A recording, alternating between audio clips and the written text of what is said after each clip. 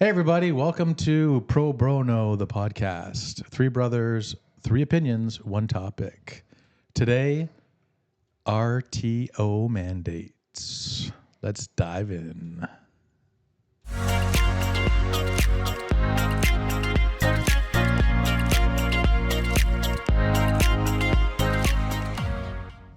Okay, so RTO mandates. Yes, explain what that is, Spence. Return to the office. Ah, Big topic right now. Oh, like after COVID. Yeah. Yeah. that's a big topic. There's a lot of people in uproar now because they're getting asked to go back to work. Yeah. Oh, they have to work. Yeah. Well, I don't think it's that way. You can't simplify it. But can we hang on Oh. before we jump into the topic? Can I just do a quick check-in? You sure? All right, that's good enough. So, how's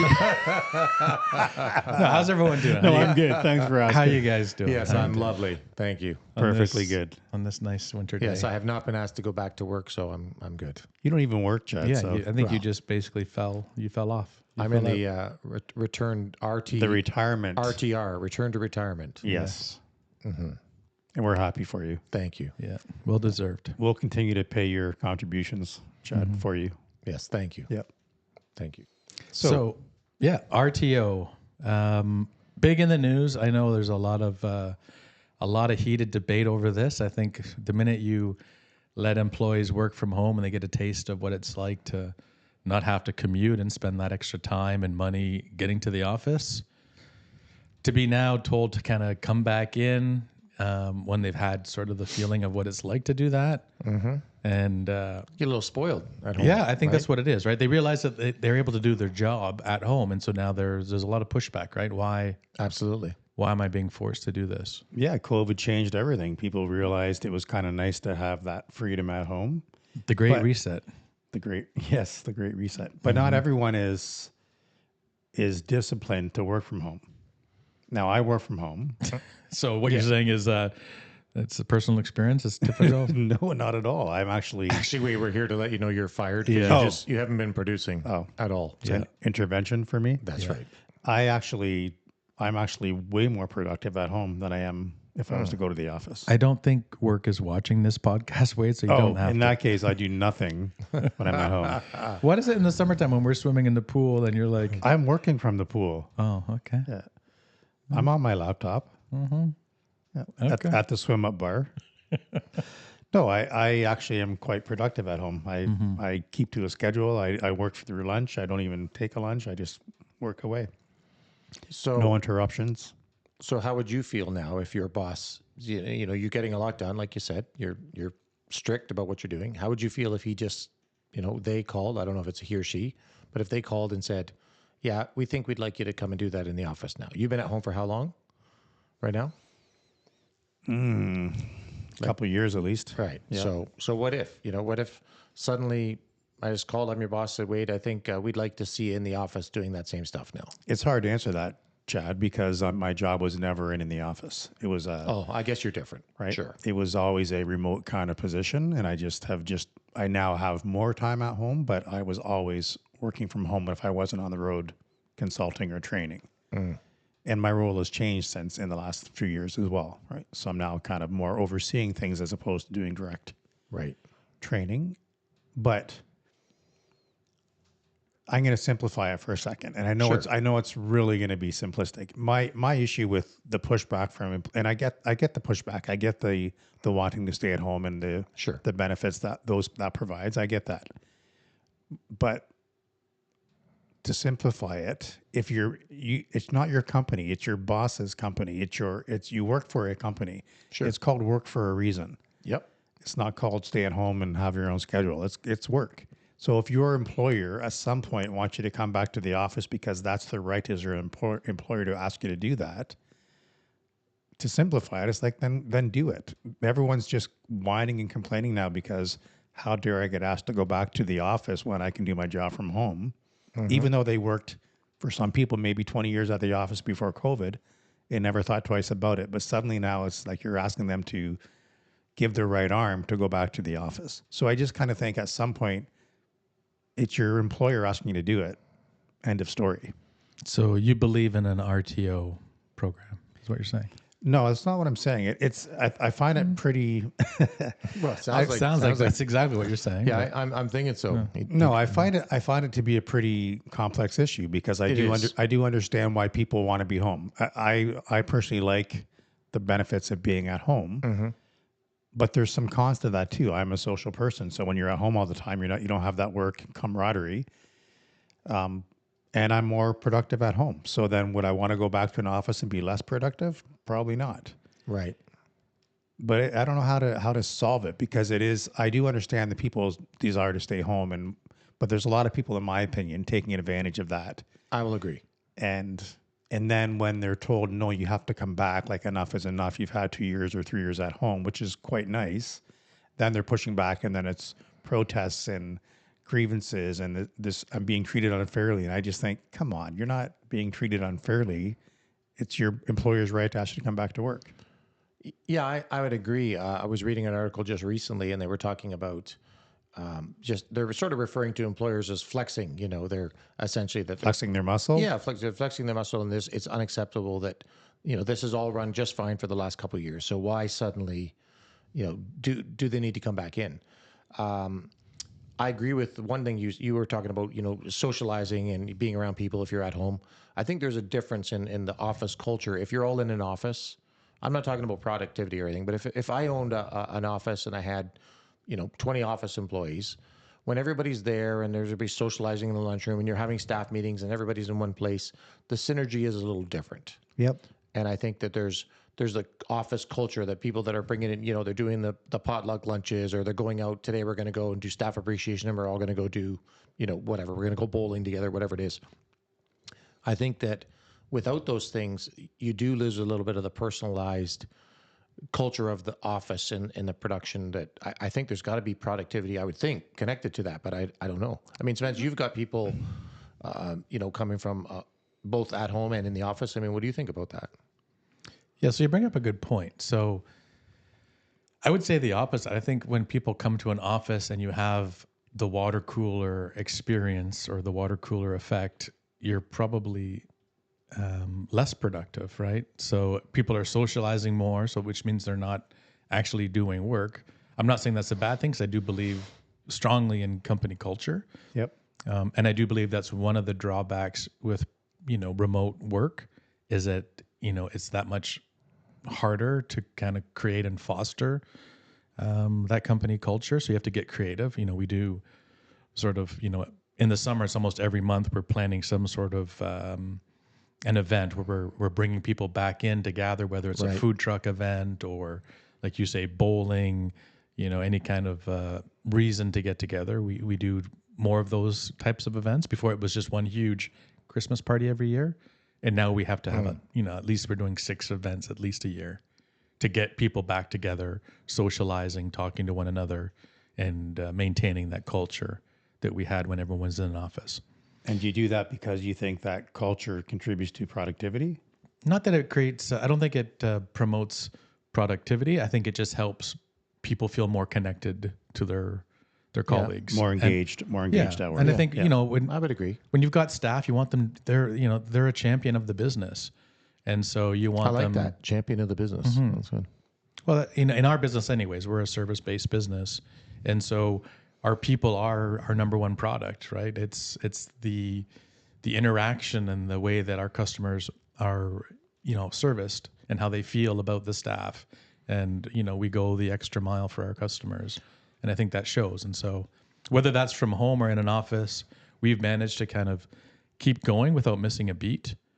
But I know it's probably very specific to certain industries that can probably work remote better than others. Yep. We, luckily are in an industry that as long as we have an internet connection and a phone line, anyone in like a dispatch or that kind of a capacity can easily work remotely. Yeah, I mean, as you guys know, in my role, we have trainers or consultants to go out into the field and consult. Sure. But when they're not doing direct service hours, they're working from home doing reports, and it's always been that way. And that has not affected productivity, nor do I distrust what they're doing, because I know them well. I know what the job requires, and if they're getting their work done, I don't care if it's done at home or in an office environment because they're still getting it done. Yeah. But that's that profession, and that's the same with your profession, Spencer. I think if you're a receptionist and your job is to meet people when they come through the business at the front well, you door, can't do that from home. right? But I think that's the issue. There are some professions that you really need to be on site, Right. and those staff are pushing back and saying, "Well, why?" And so, is Yeah. that not the employer's right to say, "No, you got to come back here because your job is paramount to what we want to establish as customer service." Kind of hard to be a waiter and be serving tables from your house. Yeah. Right? Yeah, hi, can I take your order, please? hairdresser. Right. It's like it now becomes a drive-through in the restaurant, you know? Right. Yeah, I feel for people that maybe can do their job at home and are being sort of mandated back, if it's not necessary. At the same time, as somebody who's been an employee for a long time, even though I don't have any skin in the game currently, and I've closed my business, I don't have any employees. I feel like it is my right to ask them to come back, and I shouldn't be considered a power play or anything else. If I feel that my business is going to operate a certain way better or more efficient or whatever that might be, with everybody sitting in the same room or being in the same conference room at the same time, I should have the right to do that. And I don't know that it's fair that the employers are kind of getting dogged on for that. Maybe some of them are. Maybe some of them are doing it as a power trip. I don't know, but I feel like that would be an employer's right. Like you said, if Well, you get asked, it's your business. yeah, if you have a job, everybody has. You hear all the time. You're in fast food. I know I'm getting off track, but you're in fast food, and somebody's complaining. Can I help you? You're just a hassle that you're coming in to order something. You think you have a choice. When you have a job, if you don't like your job, you just choose to quit your job and do a different job. And if your employer wants you to come in, should that be that big of a deal? I mean, I don't know. I'm not in that position, so I guess I'm looking at it differently. So that leads to another point, though. So you have a choice to either say I accept coming back to work or not. Sure. So then your choice is I'm not going to accept that, so I'm going to quit. But employers now are recognizing that they're losing employees at a rate that they've never seen before, and they have to retain their employees. So now they're kind of forced to almost allow the work from home as a benefit to retain their employees because they know they're going to quit otherwise. So then what do you do as an employer? You say, well, then quit.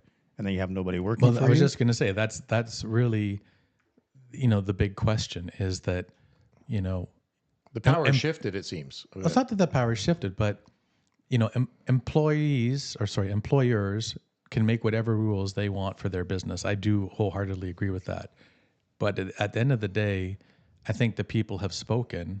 And if someone decides that that's a deal breaker for them, and they decide they're going to go elsewhere to find a job that does allow remote work, and it may be someone in the same space, in the same industry that you're in, that have decided that's a competitive advantage for our business, that we are going to allow remote work people and remote work, they then would be able to snag some of your employees, and you are then forced to either retrain staff for people that are willing to come in the office, or like Wade said, you're going to have to make some concessions and say, okay, well, now I guess I have to, if I want to stay competitive and I want to stay relevant to what's going on in my industry, we have to allow remote work if that's the case. Yeah, there's definitely been some businesses affected by that. And I think I saw recently that like even Elon Musk, with Twitter, he had basically, X, pardon me, had mandated back to work. And I think a whole pile of resignation notices they did.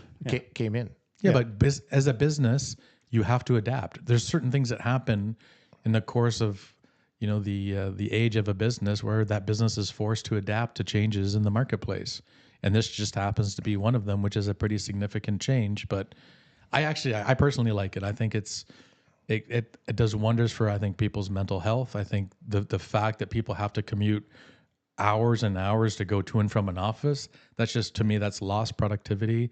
They can do, again, if the job warrants it, they can do that from home, from a home office, be as productive, lowering their carbon footprint if you want to get it, to the social space, and the environment, right? There's so many benefits. Yeah. I think it's just, it's so new right now, and maybe people were short-sighted and thought that it was just a COVID thing. But I think, as I said, I use that term, the Great Reset. But I think it is. It's a reset. It's power to the people, realizing that, just because it used to be always working in an office and that was sort of the thing that you did, One thing I can tell you is that change is coming, and we have to adapt to it. Yeah, when you just said it's new right now. I think that's the issue. Change is hard for everybody, and so if your mindset is very much, well, for lack of a better term, old school, then you say come back to work because that's what I know. That's Right. what I was raised on, and I have work ethic, and that's what work ethic means. But we have to change our mindset and realize that you can still be productive and have work ethic and work from home. Like it's Does it come down to trust? Is that really what it is? 100% it does. The Yeah, employee, I think the so employer too, doesn't yeah. trust the employees. Well, Yeah. yeah. So Well, to which some is kinda degree, I mean, sad. you want to know that, I think for me, and again, I'm not in this position, but I believe that I would want to know that I was getting value. If I was paying you, $100,000 a year, I guess I would want to I know. wouldn't work for you for $100,000 a year. No, I would want to, I would want to know that, I felt like I was getting that. And if you weren't there and I just couldn't measure it, I guess I would be wondering, am I getting my value out of this person? it is trust. I won't say the company, but I have a friend who during COVID they worked from home, and then after COVID, the company actually reduced their office footprint and said we're going to have people stay working from home, which Sure. great. A lot of people did. Yeah, and that again, pros and cons. So this person felt that wouldn't mind being at home, but also wouldn't mind going to the office at times, and didn't have that option anymore. Right. But what this company did, because of productivity or because they wanted to ensure they were actually working, is they put software on everyone's work laptop to monitor their work time from home. So Yeah. how does that make you feel as an that's a little employee? controversial. Yeah. When if you're a 20-year employee and suddenly you're not trusted to work just because you're not in the office, so much so you have to have software installed on your computer. I think that erodes the workplace culture like nothing else. That's tough. If you're a 20-year employee, I mean, using that example, that would really suck if you were suddenly getting judged, for are you really doing enough? So I'm going to chime in on this one. I know because I know. Yeah. So see, I disagree with that, what you just said, Wade, and I'll tell you why. I get that. Please tell me why. Yeah, I'm about to. Okay, So good. I can wholeheartedly tell you that a lot of businesses did, install software. And whether they installed software or they just started tracking productivity, a different way, and they used some KPIs to sort of monitor whether that's phone chatter or emails being sent or idle time on, certain softwares that you use. Sorry, can you just tell me what a KPI is? Because I don't know what that is. A key performance indicator. Oh. If you're getting metrics on your company, I understand it.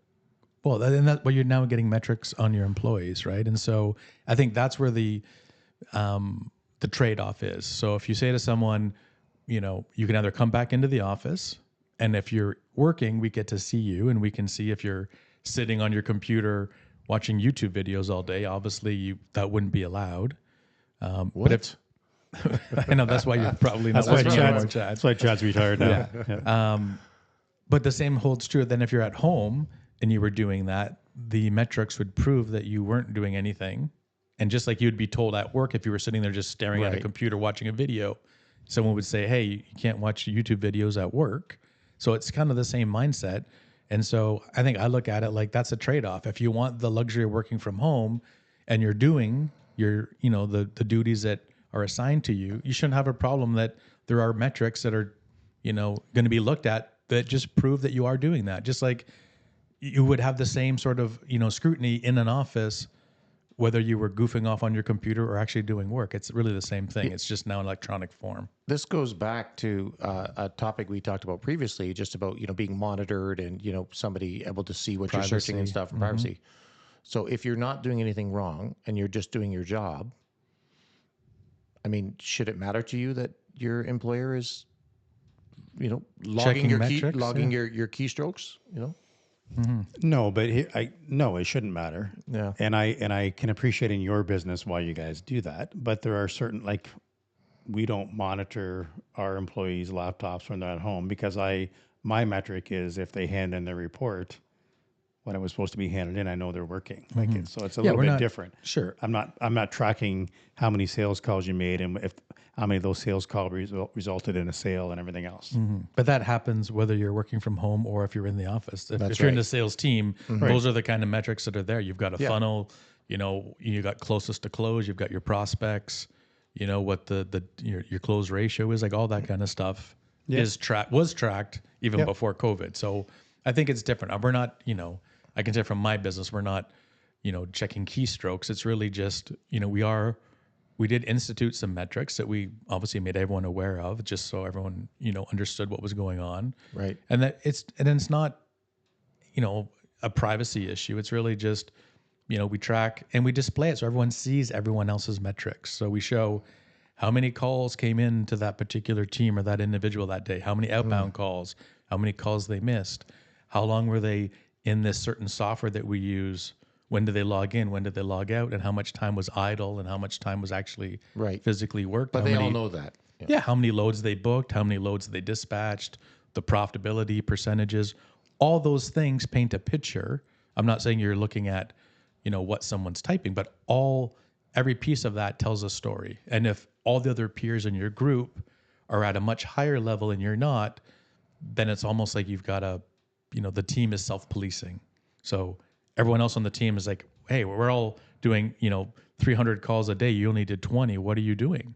Right. You're trying to generate competition, healthy It's competition. not even competition. It's keeping the process honest. It keeps everyone honest because now you are being, I guess, for lack of better words, being judged by your peers and everyone else within the company. So are you monitored in your job? I use the same software, so yeah, I'm not monitored on the same report. Your metrics can't really be, you know, because of your role. It's so diverse. Sure, I'm not booking loads or dispatching orders. Right. But you know, I'm using the same software, so anyone can pull up and see how many phone calls I had or emails sent out. For sure. Right, but I mean, you've been there how long now?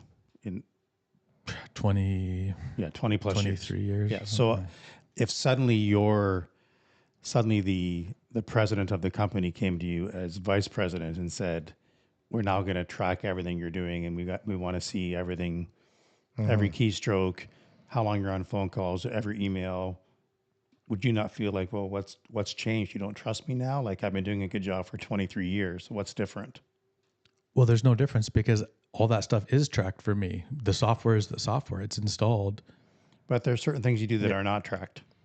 Right, but they would never be tracked. If I'm talking to individuals, that can't be tracked. All I'm saying is I'm bound by the same, my phone logs can be pulled, my email can be pulled. It's not private email, it's work email. No, I'm not saying it can be because I know ours can be as well. Right. Sure. It's not because I'm not in that. I'm in a management position where I'm actually managing others. Yep. But I'm under no illusion that all those numbers can be pulled, and I'm okay with it because I am productive, and I'm not watching YouTube videos at work. So right. All I'm saying is I may not be on the list with other team members that are in specific roles that maybe those metrics make more sense for them. But I'm under no illusion that I'm not still subject to those same scrutinies. So, sorry, can I ask, is the moral of the story from your perspective essentially that if you are doing your job and if it's made known to you and you know what's being logged and how the metrics are being handled, that nobody should ever have an issue with that ultimately, if it's all open book? Right. And that's why we do it, right? Is so everyone is aware of what's happening. And so we're not trying to catch anybody so we can fire somebody. It's not about that at all. It's about, you know, letting them, you know, sort of, you know, self-police, I guess. If you know you're being watched, then maybe you act a little bit differently, right? Well, there's lots of research that says that when something is measured, the outcomes increase. Right. If you said to me, I'm going to quit smoking, and I said, okay, I'm going to measure how many cigarettes you have a day to see if you're making progress, I guarantee you'd have less cigarettes. You'll have less cigarettes because I'm measuring it. If I said, no one's watching, do what you want, you'll continue to smoke and just tell me you're quitting. Yeah, that's human nature. Yeah. Right. So is that a good thing or a bad thing? I think it's a good thing. Okay. Yeah. Okay, we solved it. All Perfect. right. Perfect. No, Well, a lot of employees would disagree right now because they're in absolute up in arms just with these mandates of them going back when they're thinking this is absolutely ludicrous. So then here's a question. Sorry, Wade. Sure. Here's a caveat. So you mentioned about a past employee, maybe worked there for 10 years, and then all of a sudden during COVID got to work from home and now being told to come back into the office. What about an employee that was hired during COVID as a remote work position and now we're being told to come back? I think there's a slight difference there, right? Because they were That is different. they were Absolutely. hired under a certain premise. Yeah, they weren't in the office when they were hired. And maybe they wouldn't have taken that job if they knew it was an in-person role. And 100%. Well, that now is they different. feel that their job, the job title or what they signed up for is, Has changed too much. it's a substantial change. Yeah. Sounds like a union environment. No, No, but I think it it's does beg that I almost feel differently for someone like that. So do I. That I would probably side more with the employee to say, well, yeah, that was never part of the deal. Yeah, you took the job because it was remote, and then suddenly it's like, well, now you have to work in the office, and by the way, that means a 3-hour commute for you there and back. Like, yeah, that's I don't think that's fair at all. My issue, I think, is just, I think if the job allows you to, if you can still do your job from home or remotely, wherever that is, Right. and do it well, I don't see the big deal about doing it. But there are some people that are just complaining because, quite honestly, in my opinion, they just want to have an easier go. Sure. Well, nobody wants to jump in the car and have to commute a half an hour. Well, no. Or buy lunch at work or Of whatever. course not. Yeah, but well, but as a good friend of mine once said to me, shout out to Jackie, it's called work for a reason. What does that mean? It means You don't want to do it because it's work? Well, it's called work. It's not always sunshine not and al- rainbows. Yeah. Like, it's called work. I don't And know. you may have to do some disagree. things that you don't like about your job. I think, we all do things in our jobs that we don't want to have to do because it just has to get done. Yeah. Can I say one thing? Yeah. No. If you find a career that you really find passion in, Then it's not work. then it's not really work, is it? No, but that's true. I think, to me, I don't, I know I work, but what you just said doesn't resonate with me because if I felt like that and it was just work and I dreaded going into work every day, I wouldn't be there for 22 years. You just dread 4 out of 5 days a week? No, I don't. I love my job. I don't dread anything about my job. It's stressful, sure, but I think I thrive on the stress. I think I would be completely bored if I wasn't doing. And again, my job is so diverse. It's every day is different. I get to talk to different people. I'm part psychologist, part business strategist. I just like business. I like the art of business and everything that is encompassing within that, sales, ops, everything. So, but yeah, I don't really know what I was going there, but just talking about how much I love work. You just wanted to say you disagreed with me. Yeah, that's it. That was half the battle. Yeah. No, maybe I'm just fed up a little bit with what I consider to be whining from people about having to go back to the office, right? But I flip back and forth because I think, what's the big deal if they can do their job from home? Yeah, certainly some of it is legitimate. Yeah. And there are people that I do sympathize with that are getting sort of forced when they really don't have to. I mean, if you said I had to commute an hour to work each way to go and do the office when I had an admin role where I was just on a computer logged into the system. I mean, Yeah, what's the point? What about hybrid? Because I know that's a big thing, right? Yep. Some I companies are actually now support, switching. I support that. I like that. I do too, because it's the best of both worlds, right? Absolutely. You're not going in every day. You're still saving a bunch of money in gas and travel time and the commute. Less wear and tear on your car. But if it's 1 or 2 days a week, you still get that camaraderie within the office. You get to see your colleagues and be part of the culture. And you get to be there for the potluck lunch, which is amazing. Yeah, I think that is the best of both worlds. It gives you a break every now and then to be at home. I mean, I couldn't do it. I can't. I can wholeheartedly tell you, I would never be able to work exclusively from home. I'm too much. Well, you're hands on, right? You want to be there. Yeah, I'm hands on, and I know me. I much now. I'm not going to say Wade's favorite word, preface, but I'm going to preface this by saying, if I had a complete setup at home that was dedicated, and I had it set up with my 3 or 4 monitors, and had a dedicated space that was and I was going there every morning, and that was made it my routine. Maybe I would feel differently, but because I primarily work from an office. There are the few, odd times that I will work from home for whatever reason. And because I don't have the complete same setup I have at the office, I find it, more difficult to do my, Right. certain tasks at home. I can get by and do it, Right. but would I want to do that, every single day? Which Probably not, unless again, like I say, I had a full setup. which is interesting because if I go to the office and take my laptop, I'm way You less feel the productive. same way. Yeah, it's I feel the the same way reverse. because I don't have my desktop and my Right. setup at home, and I can't. I have certain software on my desktop that I don't have on my laptop, so I can't do my full job. So I feel like I'm unproductive when I go to the office. I go for meetings, and it's good to see people, Right. but I feel like as far as getting my task done, I'm less productive. So I guess that's really the key is wherever your main primary place of work is.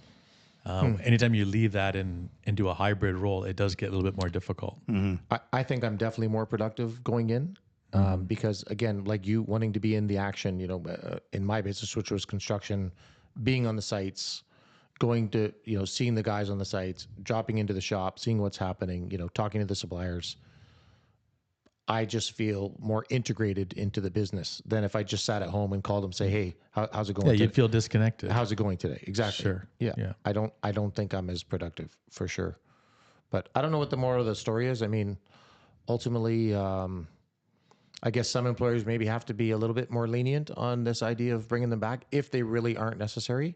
But like you said, if you're a receptionist, you're probably, you're probably going to have to go back to the office, and you should embrace that. That's just the way it is. And perhaps employers need to embrace more of the hybrid role, as you said. I mean, Well, I think what's going to happen is it's going to evolve. I don't think anyone can say definitively everyone's going to come back to the way it was, or it's going to be completely remote. I think over time it's going to morph into whatever it's going to be, and people are going to have to adapt to that. And if they fail to adapt, you'll probably see some businesses going out of business because they don't have the sufficient staff. we're seeing that now. Yeah. Well, yeah, you said the word employers need to be lenient. It's not even about being lenient. It's about Flexible. flexible. It's about recognizing what incentives your employees need to now work for you. Because you said a power shift earlier, and it is a bit of a shift in. I don't know if power is the right word, It's but a shift in perception. it's a shift in what I think. I think people realize that COVID that they kind of put their lives in perspective a little bit and realized what was important to them, and realized they were on a rat race or a treadmill they didn't want to be on anymore. And so it was like, well, no, I still want to work, but I want it under my conditions so that I can still be healthy and have some balance in my life. And employers have to recognize that to gain good workers. No different than paying a good salary. It's like, well, here's the perks. You can work remotely. You have these benefits. It's a hybrid model. You can come to the office 2 days a week or 1 day a week or 4. It's up to you. That's incentive to work for that company. Sure. And that's how you retain employees. So there's two sides. There's that side, and then there's the side of personal choice as an employee. So I have to also make a choice. Can I live with the expectation to go to the office or not? And if I can't, Then you just find a completely I find a different That's when you go get a line of different work. But the notion of you as my employer, it's your responsibility to make my life better for me. I don't buy that. It's personal choice. Right. I think you have to. There's roles on both sides you have to think about. Yeah, I again, no skin in the game right now, but I feel like there's a lot more pressure on the employers to conform to what the employees are wanting, as opposed to the employees conforming to what the employer wants. Well, we won't call it conform. seems We'll like call it to recognize what employees need now. No, I think the employers do need to recognize that. But I mean, it does seem like, it's not the employers complaining that the staff won't come back. It's the staff complaining that the employer wants them to come back. You know what I mean? But there's no difference than in your business, Chad. You were in construction. Right. Well, they can't work from home doing that. No, but during construction, there was a boom. Yes. And it was so hard trying to find qualified, contractors to do something. During COVID, you mean? Correct. Yeah. And because of that, you had a choice to make as an employer. You could either pay more in salaries, Which I had to. right, to get people to come work for you, but that was the choice for you. Or you could choose to do nothing and say, well, I'm not going to pay that kind of money for this kind of role. And then you just didn't have those employees to do those roles. And so business, spoke for you. You either, fell in business and you had less business because you weren't willing to adapt. True. And if you did adapt, you hired people and you could do more jobs and you actually got busier and you made more money. But that's what I think is kind of comical in this whole discussion, is that, you know, if you don't adapt as a business, you know, then the business will adapt for you. No, it's true. And I recognize as an employer, there's been many a times when I've had to adapt to accommodate something. You may not have liked it, but Oh, I definitely didn't like it. I mean, the COVID, the couple years in construction specifically, and everybody remembers the big construction boom, those couple years were by far the worst years of the 20 years that I operated that company. I couldn't get anybody to work. When they did come, they would maybe the come list and of then, demands. the list of demands was huge. I mean, yeah, I remember interviewing people, and you know, I had jobs that were say $25 an hour job. Somebody'd say, I want $35 an hour and a company truck. I'm like, you're the junior. You know, you're going to be just learning how to frame a wall or hold up a piece of drywall. What the, you know, what's with that? And I was in some cases forced. I didn't pay that in a company truck, but I mean, I went without staff for a really long time because I couldn't bear the cost of trying to pay what these demands were at that time. And ultimately, I Hence you being retired now. Your business. no, ultimately I brought people in that I didn't even want to have because I needed to continue to operate and I had to adjust, as you said, you know. It's funny, Spence, you said you have to adapt to business or adapt to, what'd you say, adapt to business? You have to or adapt to the business adapts change to- or else the business. Adapt to change or the business adapts for you, something like that. So it begs the question, what is your business? Your business is your people. Yeah.